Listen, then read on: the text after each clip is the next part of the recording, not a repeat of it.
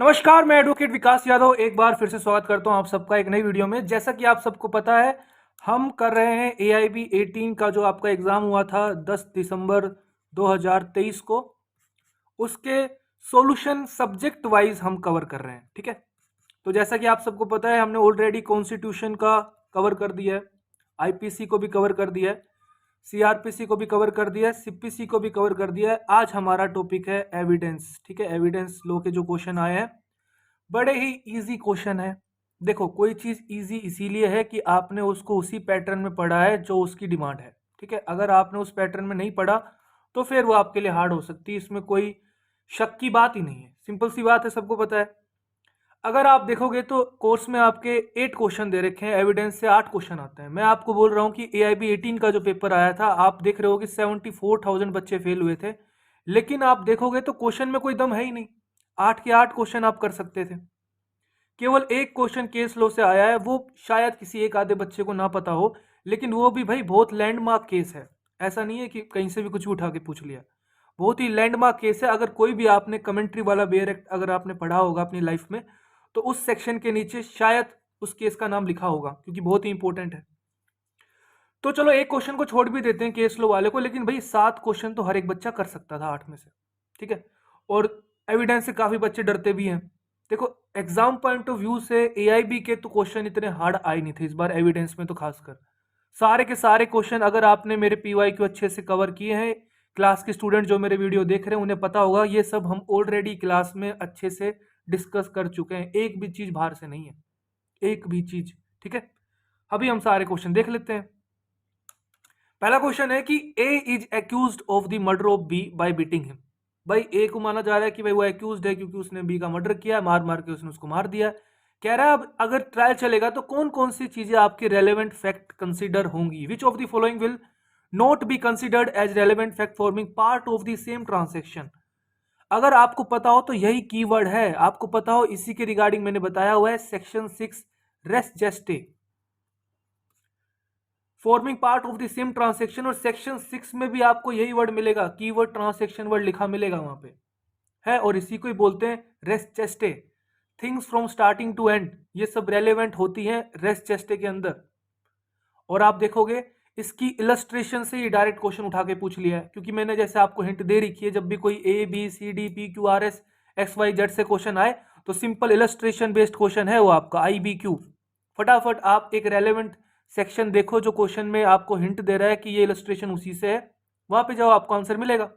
देखो, relevancy of the facts forming part of the same transaction, यही keyword आपका यहाँ पे लिखा है क्वेश्चन में, और यही कीवर्ड आपका सेक्शन 6 में है। और सेक्शन 6 पता नहीं कितनी ही बार आपके PYQ में रिपीट हो चुका है, अगर आपने PYQ अच्छे से डिटेल्ड एनालिसिस के साथ की हैं तो। अब देखो, हमारे क्वेश्चन में बोल रहा है कि जो भी A और B के बीच में जो भी बातें हुई हैं, जो भी A ने B को बोला है उस दौरान, मीटिंग के दौरान, वो रेलेवेंट है। देखो लिखा हुआ है वट एवर वॉज सेड और डन बाय A और B रेलेवेंट है। दूसरी क्या चीज रेलेवेंट है, बाई स्टैंडर्ड, जो वहां पे लोग खड़े हैं बीटिंग के दौरान, मार के दौरान, तो वो भी रेलेवेंट है।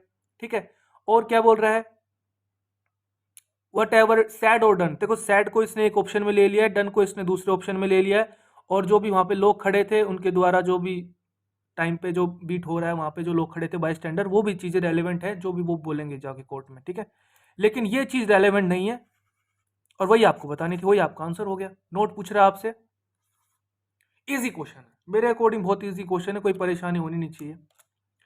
Which of the following provision of the Indian Evidence Act 1872 says that confession to the police officer shall not be proved।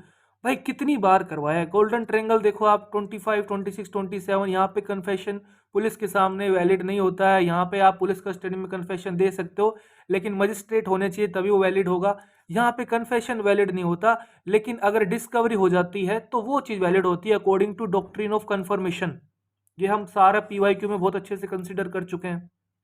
तो अपना तो बोल रहा है कि भाई कन्फेशन पुलिस के सामने प्रूव नहीं हो सकता है, तो सेक्शन 25 से क्वेश्चन है, confession to police officer not to be prove. Easy question है, रिपीटेड क्वेश्चन है।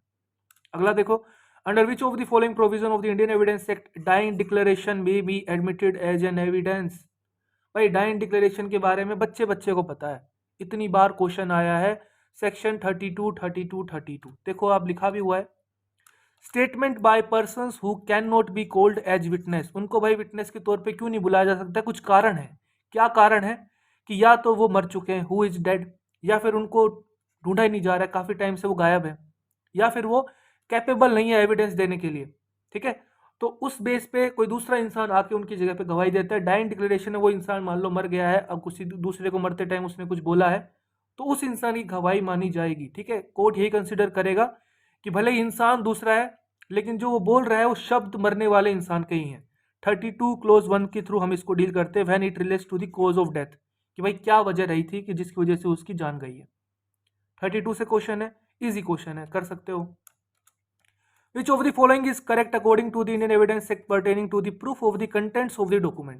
अब ये कीवर्ड है, proof of the contents of the documents. Document के रिगार्डिंग आप देखोगे तो एक ऑलरेडी चैप्टर है अपने पास, कितनी बार क्वेश्चन किया है, प्राइमरी एविडेंस क्या होता है, सेकेंडरी एविडेंस क्या होता है, डॉक्यूमेंट्री एविडेंस होते हैं। ये चैप्टर नंबर 5 इसके बारे में बताता है आपको। डॉक्यूमेंट्री एविडेंस आराम से आप देख सकते थे। जो इसका आंसर है आपको 61 में मिलेगा। Proof of the contents of the document, the contents of the document में be proved either by primary और by secondary evidence.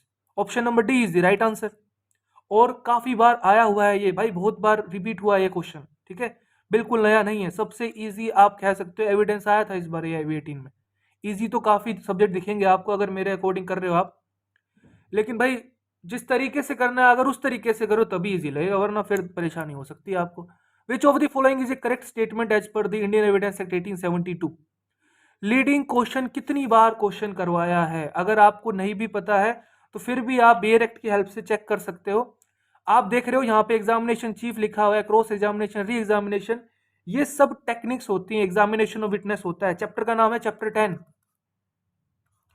Examination of witnesses. ठीक है, वहां पे आप देखोगे इन सब के बारे में बताया गया है। जो आप देख रहे हो ये 3 कीवर्ड, इसके बारे में डिटेल में पढ़ना है तो 137 से संपर्क करें।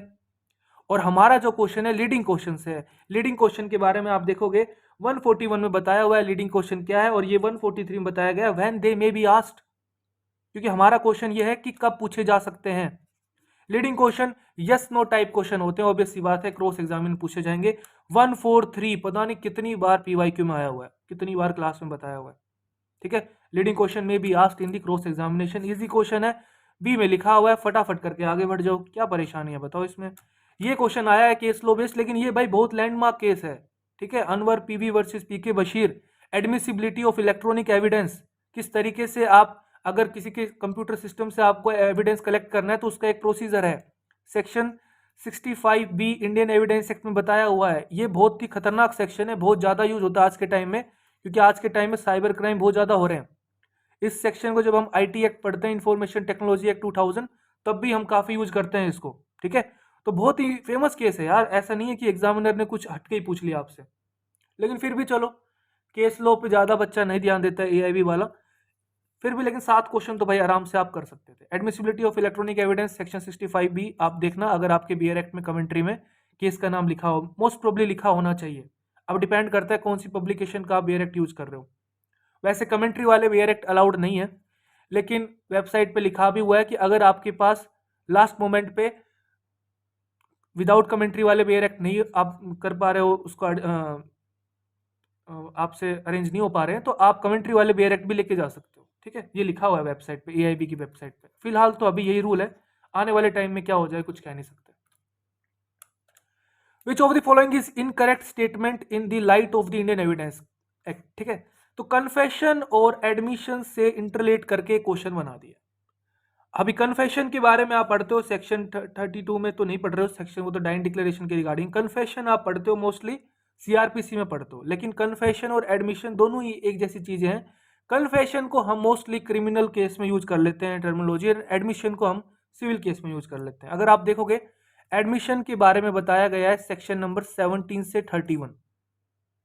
ठीक है, तो अगर आप देखोगे हमारा जो पहला ऑप्शन है, confession always go against a person making it, अगर आपने CRPC अच्छे से पढ़ा है तो वहां पे record of confession and statement 164 में शायद बताया गया। अगर आप देखोगे तो वहां पे लिखा हुआ है एक मजिस्ट्रेट की क्या ड्यूटी है, मजिस्ट्रेट जब कन्फेशन ले रहा होता है किसी एक्यूज से, तो उसको ये भी बताना होता है कि भैया ये बाद में चल के आपके अगेंस्ट यूज किया जाएगा। अगर आपने CRPC पढ़ा है तो ये बात लिखी हुई है वहां पे, पहली स्टेटमेंट गलत नहीं है। अगला है admissions are conclusive as to the matters admitted. अगर आप ध्यान से देखते तो सेक्शन नंबर 31 में साफ साफ लिखा हुआ है admissions are not conclusive proof. Conclusive proof के बारे में अगर आप देखोगे तो सेक्शन 4 में है, हमने क्लास में अच्छे से डिस्कस किया हुआ है कि कब कंडीशन बनती है कंक्लूसिव प्रूफ की। साफ साफ बोल रहा है कि एडमिशन कंक्लूसिव प्रूफ नहीं होते, 100% श्योरिटी नहीं है कि अगर आपने कोई एक चीज को एडमिट कर लिया है तो उससे दूसरा फैक्ट भी कंक्लूड करके आप बोलोगे ये भी एडमिटेड हो गया है। कंक्लूसिव प्रूफ का ये मतलब है, ठीक है। बस एडमिशंस आपको, अगर आप एडमिट कर रहे हो कोई चीज तो आपको एस्टॉप करता है कि भाई आप बाद में इस चीज से मुकर नहीं सकते। एस्टॉप का मतलब यही होता है, आपको स्टॉप कर दिया जाता है। एस्टॉपल के बारे में आप 115 में पढ़ते हो इंडियन एविडेंस एक्ट में। एस्टॉपल चैप्टर नंबर अगर आप देखोगे तो चैप्टर नंबर 8 है, सेक्शन नंबर 115 से लेके 117 तक। तो ऑप्शन बी हमारा गलत है, यहां पे नोट आना चाहिए था, तब ये सही होता, और हमें गलत ही देखना है, इनकरेक्ट ही देखना है। थर्ड स्टेटमेंट देख लो, एडमिशंस में ऑपरेट एज एन एस्टॉपल, लिखा ही तो हुआ है, 31 से ही कंक्लूड करके इसी ऑप्शन बना दिया है। Confession is a statement, written में हो सकती है, ओरल में हो सकती है, which is a direct admission of the suit, ठीक है। तो ये कन्फेशन और एडमिशन एक दूसरे के सिनोनियम्स भी आप बोल सकते हो, कोई इसमें बड़ी बात नहीं है, लेकिन मोस्टली जो टर्मिनोलॉजी है वो आपके सिविल एंड क्रिमिनल में ही इन वर्ड्स को यूज किया जाता है, अलग अलग जिनका रेफरेंस है। इजी क्वेश्चन है, ये भी आप कर सकते थे। लास्ट क्वेश्चन है, which of the following section of the Indian evidence act is an exception to the hearsay rule. कितनी बार बताया है, हेयरसे का मतलब क्या होता है, हेयर प्लस से, जो आपने सुना वहीं आपने कहीं दूसरी जगह जाके बोल दिया, लेकिन आप एक डायरेक्ट एविडेंस नहीं हो, क्योंकि हेयर से थोड़ा एक वीक एविडेंस होता है, ठीक है। और मैंने बताया था कि गंगाधर ही शक्तिमान है, ये गंगाधर है फिलहाल, अगर आप इसको अलग यूज करोगे तो गंगाधर रहेगा, लेकिन ये शक्तिमान कब बन जाएगा, शक्तिमान तब बन जाएगा जब इसे आप डाइन डिक्लेरेशन के तौर पे यूज कर रहे हो, क्योंकि वहां पे वो मरा हुआ इंसान है, उसके जो आखिरी के वर्ड हैं, अब वो तो कोर्ट में आके बोलेगा नहीं, उसकी जगह कोई तो बोलेगा तो आप बोलोगे, तो आप एज ए हेयर से एविडेंस यूज हो रहे हो, लेकिन ये बहुत स्ट्रॉन्ग एविडेंस बन जाएगा इस केस में। इसीलिए क्वेश्चन है कि which of the following section deals with the exception of the hearsay rule. Hearsay rule क्या है आपको समझ में आ गया, जो आपने सुना वो आपने कहीं जाके बोल दिया, इसका एक्सेप्शन है डाइन डिक्लेरेशन, जो कि सेक्शन 32(1) में बताया गया है कोज ऑफ डेथ के रिगार्डिंग। तो 32(1) में आपका आंसर हो गया। फटाफट देखो, गेम में 8 के 8 क्वेश्चन हो गए, कोई भी परेशानी आनी थी नहीं। इसी के साथ ही हम अब अगला हमारे टॉपिक कंटिन्यू करेंगे, एडीआर है हमारा, पीआईएल है, उसके बाद ऐसे ऐसे सीक्वेंस चलती रहेगी। अगर आपको कवर करना है तो आप शुरू से अच्छे से तसल्ली से बैठ के कवर कर सकते हो, और उसके अकॉर्डिंग अपनी स्ट्रेटेजी बना के AIB 19 के एग्जाम को टारगेट कर सकते हो, ठीक है। अगर अभी भी आपका कोई डाउट है तो आप नीचे कमेंट सेक्शन में, यूट्यूब के कमेंट सेक्शन में कमेंट करके कोई भी अपना डाउट पूछ सकते हो, जो भी आपको पूछना है, या फिर पर्सनली भी अगर आप पूछना चाहते हो तो 9350145947 ये मेरा व्हाट्सअप नंबर है, कॉलिंग नंबर नहीं है, कॉलिंग मत करना आप इसमें। व्हाट्सअप के जरिए कोई भी आप डाउट पूछ सकते हो, विद इन 24 आवर्स आपके डाउट को सोल्व किया जाएगा, ठीक है। वीडियो अच्छा लगा है तो वीडियो को लाइक करिए, खुश रहिए, मुस्कुराते रहिए, देश का ख्याल रखिए, जय हिंद।